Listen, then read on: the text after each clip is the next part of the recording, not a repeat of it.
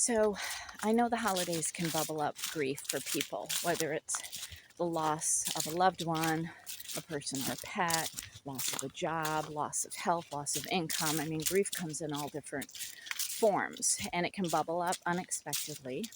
So I'm actually in a grief wave today. So I came to my magical forest that I love called Rosie Mound.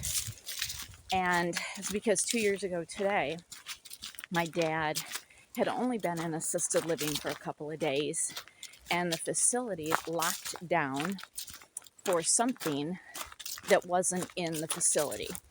They claimed that there was a scabies outbreak and not one person tested positive or even had the symptoms. And when I checked my dad in like 3 days before Thanksgiving, that was one of my questions. Will you lock down for COVID or anything else? And the owner told me no. And then literally, as we were walking out, she said, oh, by the way, we have a scabies outbreak. They didn't. And then the next day she said I couldn't come in unless it was for medical appointments. So that last Thanksgiving was stolen from me and my dad because he passed 3 weeks later. So I am in my magical forest. Look at that.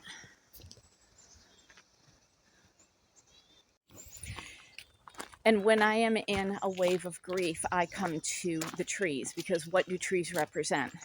Deep grounding. Their roots go deep and they stretch to elevate their frequency, elevate their viewpoint.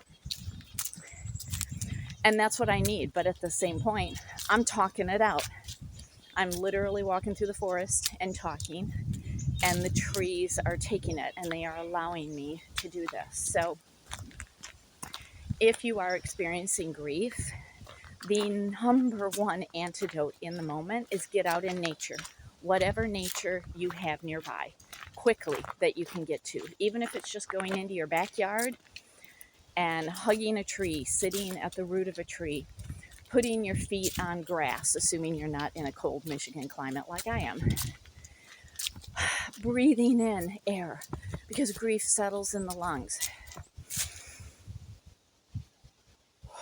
Take in very, very, very deep breaths and hold it. Hold it. You can do that with essential oils. Rose and frankincense are my top two, and then my third is a blend of peppermint and eucalyptus. Breathe those into your lungs. You have to clear the grief congestion. So while I am still mourning the loss of my dad and the loss of my mom, which happened 18 months before him, and still having anger bubble up because the medical system was too slow and failed him and he didn't even have a chance to fight, I come into nature. I'm not stuffing down the grief. That is the worst thing you can do. You have to let it bubble up. I talk it through. I'm literally talking out loud. And I'm bringing y'all along on the journey. And that's the best thing that you can do. And while grief never goes away, it does change. It does change. So just be ready for the ebb and flow of it.